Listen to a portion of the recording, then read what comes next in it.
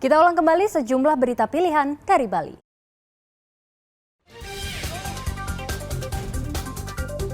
Ratusan warga mengiringi prosesi pengabenan jenazah Putu Satria Ananta Rustika, Taruna STIP Jakarta.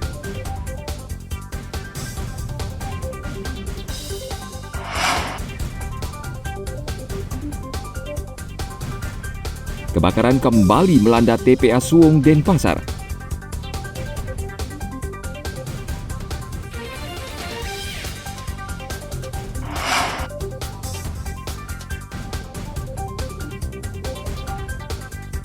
Libur panjang akhir pekan, wisatawan ramai kunjungi objek wisata Sageh, Badung.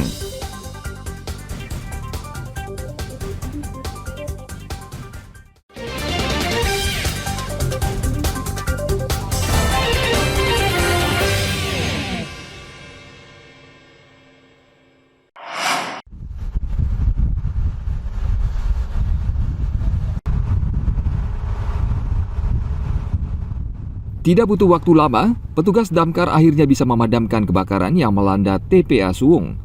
Kendati demikian, hingga Kamis pekan lalu, petugas masih berada di lokasi untuk melakukan proses pendinginan agar api benar-benar dipastikan padam. Api sebelumnya membakar TPA Suwung pada hari Rabu pekan lalu. Dinas pemadam kebakaran dari 2 kabupaten dibantu PT Pelindo mengerahkan mobil damkar dan alat berat untuk memadamkan api agar tidak meluas. Petugas mengalami kendala karena suhu panas yang sangat tinggi serta kencangnya hembusan angin.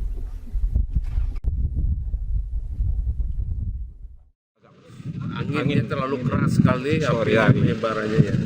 Sehingga kami menyulitkan untuk menyemprot itu terkait dengan asap yang cukup tebal kemarin. Ya, sehingga tempat penyemprotan pindah ke selatan. Sementara untuk penyebabnya kami belum bisa pastikan. Apa karena panas atau mungkin ada benda-benda yang memicu daripada gas metan, karena ada gas metan di sini. Biasanya kan ada yang buang korek api karena panas bisa meledak juga, ataupun baterai HP juga bisa. Sebelumnya pada November 2023 lalu, kebakaran menghanguskan gunungan sampah seluas 32 hektar. Kali ini kebakaran tidak seperti sebelumnya, hanya menghanguskan 2,5 hektar lahan sampah di TPA ini. Hingga saat ini belum bisa dipastikan penyebab kebakaran tersebut, namun diduga kuat akibat gas metana yang tersulut suhu panas. Tim Liputan melaporkan dari Kota Denpasar.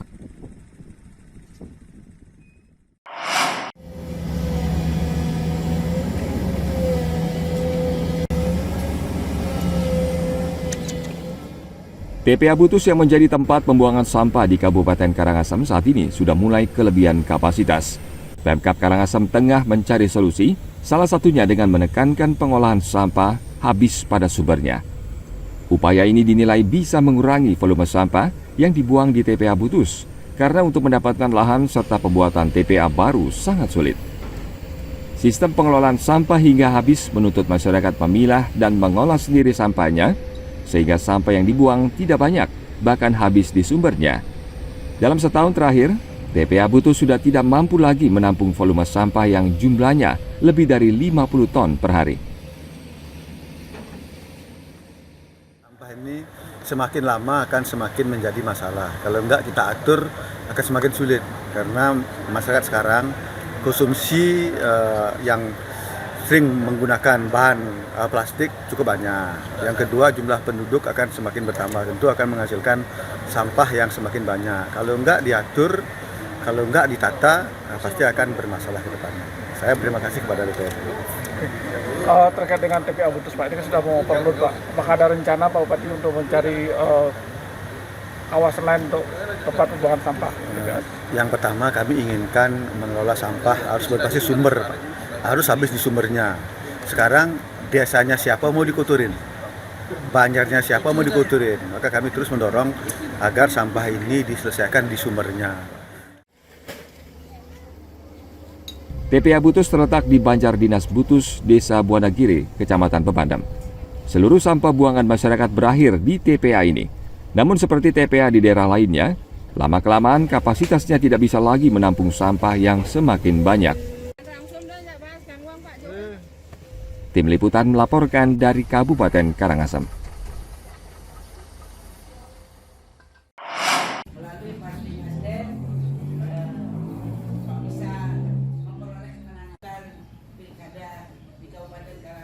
Dua bakal calon Bupati Karangasem mendaftar ke kantor DPD Partai Nasdem Karangasem, yakni I Gusti Putu Parwata yang diusung relawan GMT dan Inenga Sumardi dari Partai Golkar Karangasem. Kedua kandidat ini akan ikut kontestasi pilkada yang dijadwalkan akan berlangsung pada November 2024. Salah satu kandidat, Inenga Sumardi, Kamis 9 Mei lalu, datang ke DPD Partai Nasdem bersama jajaran Partai Golkar untuk mengembalikan formulir pendaftaran. Ia tercatat sebagai anggota struktur pengurus DPD 2 Golkar Karangasem yang juga wakil ketua DPRD Karangasem dari fraksi Golkar. Pendaftaran hari ini memang hari yang sangat bagus bagi saya untuk mengawali pendaftaran bakal calon di Partai Nasdem. Terima kasih banyak kepada Ketua Partai Nasdem untuk menerima saya mendaftar sebagai bakal calon. Untuk lebih lanjut, saya siap untuk memenangkan Bupati Karangasem. Sudah 2 orang, artinya pengambilan formulirnya, yaitu Bapak I Gusti Putu Parwata dan Bapak Inenga Sumardi.